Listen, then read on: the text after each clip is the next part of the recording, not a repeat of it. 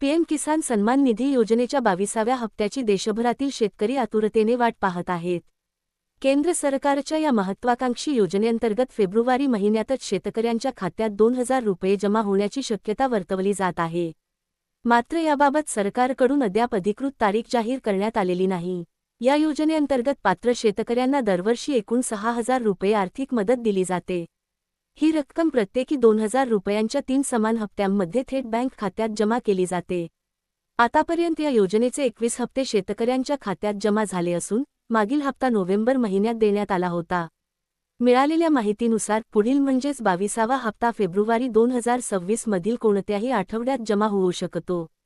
मात्र शेतकऱ्यांनी यासाठी एक महत्त्वाची अट पूर्ण केलेली असणे आवश्यक आहे. पीएम किसान योजनेचा हप्ता मिळवण्यासाठी ई-केवायसी प्रक्रिया पूर्ण असणे बंधनकारक आहे. ज्या शेतकऱ्यांनी अद्याप ई-केवायसी केली नसेल त्यांच्या खात्यात पैसे जमा होणार